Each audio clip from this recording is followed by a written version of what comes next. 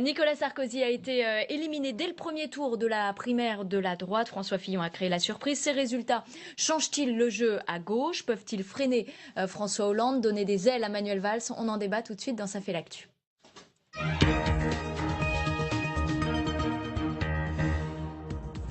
On en débat avec Bruno Pelletier, directeur de la publication de l'Hémicycle. Bonjour Bruno. Bonjour. Et André Sicot-Nicolas. Bonjour André. Vous êtes chroniqueur Bonjour. pour la Liberté du Nord. Alors cette lourde défaite de Nicolas Sarkozy, est-ce qu'elle peut faire réfléchir François Hollande, André?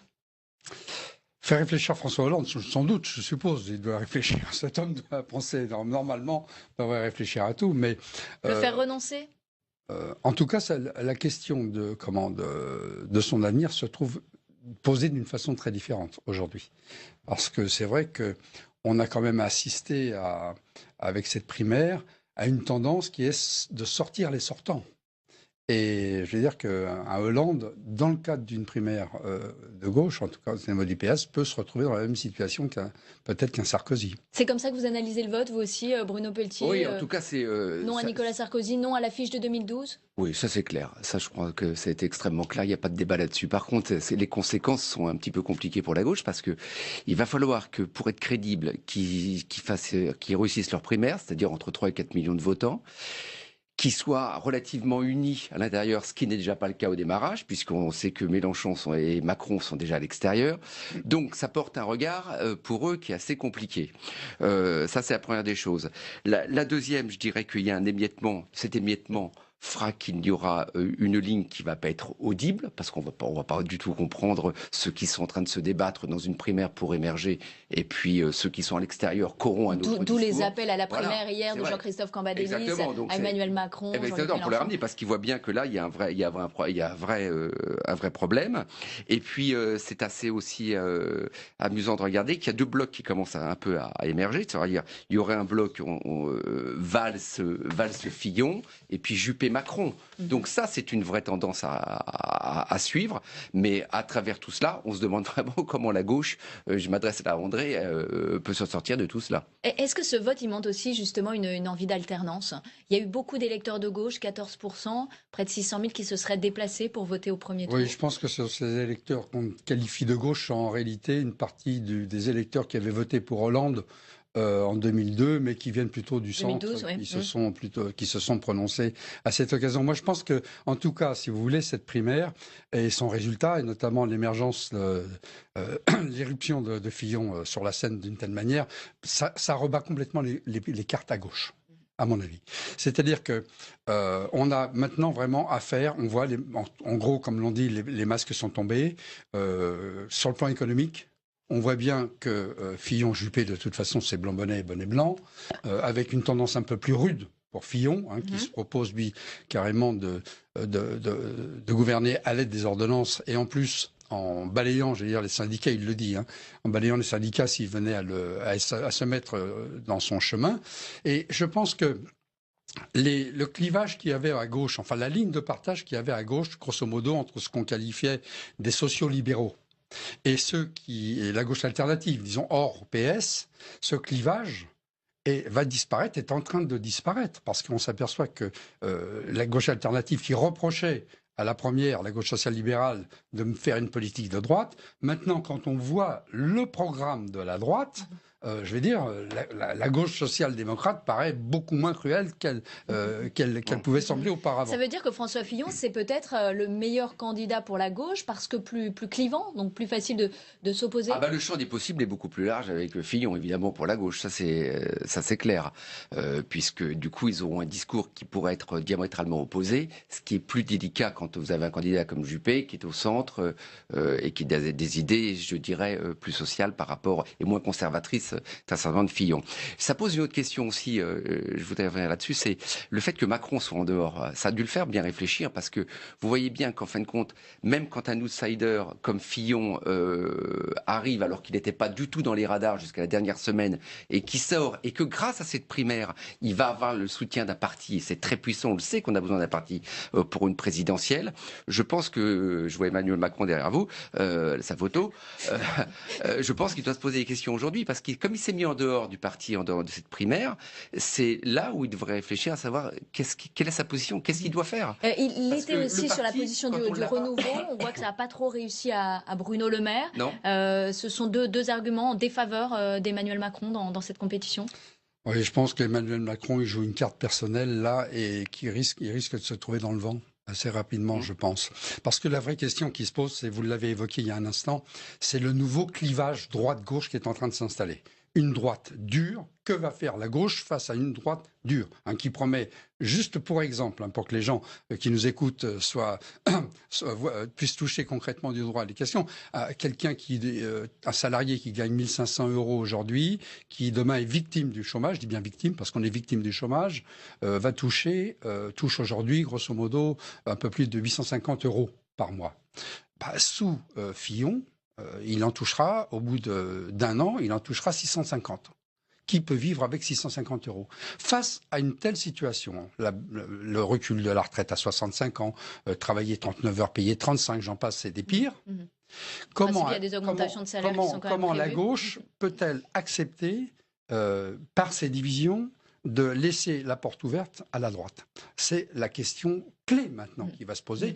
Donc c'est la question du rassemblement dont on parlait au début. Absolument. Pour répondre à la question que vous me posiez tout à l'heure. Comment la gauche va s'en sortir? Initialement, comment elle peut s'en sortir? C'est elle qui répondra à cette question. En tout cas, on ne voit en réalité que peu d'issues. Vous voyez Emmanuel Macron, par exemple, participer à la primaire? Il n'aura pas le choix, parce que celui qui ne participera celui qui ne participera pas au rassemblement, s'exclut de fait. Il s'exclut, mais surtout, il fait perdre l'ensemble de la gauche. Or, qui à gauche peut accepter de laisser s'installer au pouvoir ou une Marine Le Pen, ou bien un Fillon avec cette politique, avec une politique ultra conservatrice? Il se réclame de Thatcher. Alors, Thatcher, on dit qu'il ne faut pas donner trop de crédit au sondage, mais dans tous les cas de figure, la gauche est perdante. Qu'Emmanuel Macron soit candidat ou pas, ça a été testé. La gauche est aujourd'hui assez faible. Et ce que dit François Fillon à la une du Parisien aujourd'hui, c'est qu'il y a un centre de gravité qui se déplace vers la droite. C'est vrai, il a raison, il ne l'a pas dit d'aujourd'hui. Il y a 2 ans et demi, il fallait être attentif, mais il avait déjà fait cette formulation. Mais moi, je pense que la gauche n'est pas perdue, si vous voulez. Actuellement, la gauche, elle est défaite, elle est dans une situation tout à fait chaotique. Mais si cette gauche se rassemble, il me semble, pour répondre à l'issue, si elle se rassemble, elle n'a qu'une seule issue aujourd'hui, c'est d'avoir un programme commun, je pense, un nouveau programme commun, un nouveau pacte social, et de passer par les primaires, avec une candidate ou un candidat, et qui ait un programme social tel qu'il, fasse à nouveau espérer tout le peuple de gauche. Sinon, si elle reste dans sa division, c'est une catastrophe. En dehors des primaires, avec Mélenchon en dehors des primaires, le Parti communiste qui doit se positionner rapidement après un vote, à savoir s'ils rejoignent Mélenchon ou pas. Comment on peut parler de réunification aujourd'hui de la gauche? Ou bien, la gauche a encore une vocation à l'émancipation des individus et à un mieux vivre, ou bien elle a décidé de supprimer, de ses valeurs, la défense immédiate du monde du travail. Et c'est la réponse à laquelle il faudra répondre dans cette campagne présidentielle. Merci André Cicco-Nicolas d'avoir été avec nous ce matin, chroniqueur pour la Liberté du Nord. Merci Bruno Pelletier, directeur de la publication de l'Hémicycle. On poursuit tout de suite avec l'état de l'opinion et notre partenaire Harris Interactive.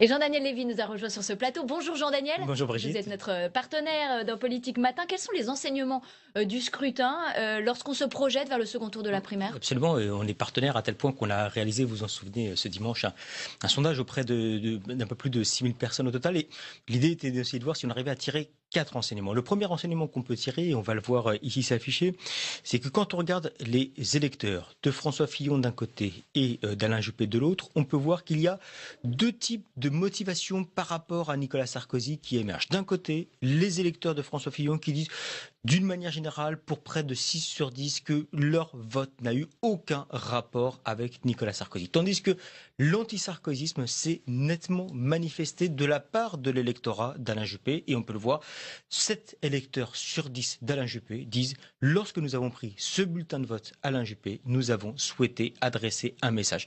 négatif. C'est de l'adhésion, alors, en tout cas, pour François Fillon. D'un côté, il y a un regard plus d'adhésion à l'égard de François Fillon et de l'autre, d'antisarkozysme qui était incarné par Alain Juppé. Le deuxième enseignement que l'on peut tirer, et ça se manifeste de manière assez naturelle, c'est qu'en termes de structuration politique, quand on prend les électorats et la composition des électorats, on peut voir que le barycentre de l'électorat de François Fillon est beaucoup plus à droite que n'est l'électorat d'Alain Juppé. 49% des électeurs de François Fillon sont proches des Républicains.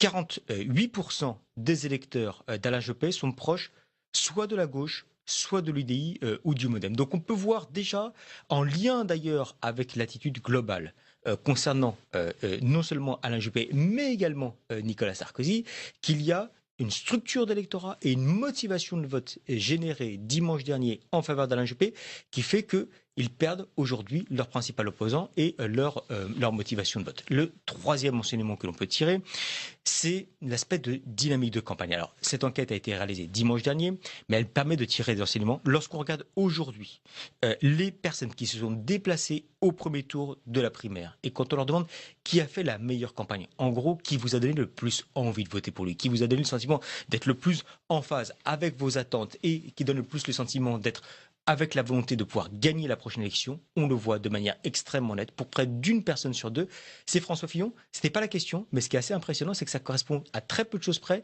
au résultat du score qu'on a obtenu dimanche dernier. Et puis peut-être on est à un point près. Hein. Absolument. Et puis quand on regarde le dernier renseignement que l'on peut en retirer, et vous l'aviez un petit peu intuité tout à l'heure, Brigitte, est-ce que le projet du candidat en tant que tel a joué dans le choix de vote au premier tour de la primaire? La réponse est oui, de manière extrêmement nette. Lorsqu'on a voté en faveur de François Fillon, il est, vous le voyez, moins le cas de la part d'une personne sur deux qui a voté pour Alain Juppé. Alors, évidemment, ces 4 renseignements, on les a tirés à partir de l'enquête qui a été réalisée dimanche dernier. Il y a une vraie campagne qui commence, il y a des vrais débats qui peuvent émerger et on a surtout, à travers le programme de François Fillon, pas forcément la connaissance totale de la part de l'ensemble de l'électorat de ce qui est indiqué. Et c'est probablement la raison pour laquelle on voit depuis hier aussi bien Alain Juppé que son entourage pour dire peut-être que le programme de François Fillon n'est pas exactement celui auquel vous croyez. Merci Jean-Daniel Lévy pour cette analyse. Vous êtes donc notre partenaire dans cette campagne des primaires et tout au long de l'année d'un Politique Matin. Merci Jean-Daniel. Merci à tous les deux d'être restés jusqu'à la fin de cette émission. De son avenir se trouve posé d'une façon très différente aujourd'hui. Parce que c'est vrai qu'on a quand même assisté avec cette primaire à une tendance qui est de sortir les sortants.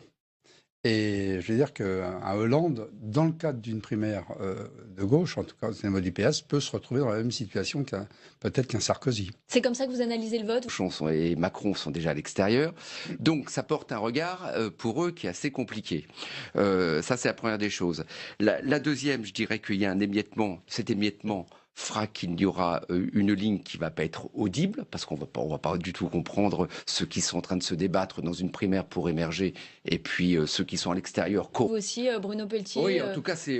non à Nicolas Sarkozy, non à l'affiche de 2012. Oui, ça c'est clair. Ça, je crois que ça a été extrêmement clair. Il n'y a pas de débat là-dessus. Par contre, les conséquences sont un petit peu compliquées pour la gauche, parce que il va falloir que, pour être crédible, qu'ils réussissent leur primaire, c'est-à-dire entre 3 et 4 millions de votants, qui soient relativement unis à l'intérieur, ce qui n'est déjà pas le cas au démarrage, puisqu'on sait que Mélenchon... Bonjour Bruno. Bonjour. Et André Sicot-Nicolas. Bonjour André, vous êtes chroniqueur pour La Liberté du Nord. Alors cette lourde défaite de Nicolas Sarkozy, est-ce qu'elle peut faire réfléchir François Hollande, André?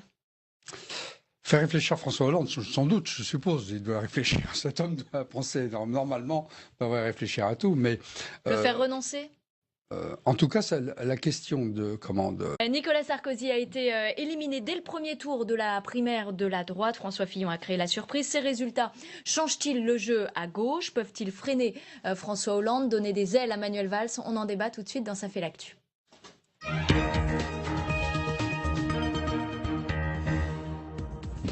On en débat avec Bruno Pelletier, directeur de la publication de l'Hémicycle.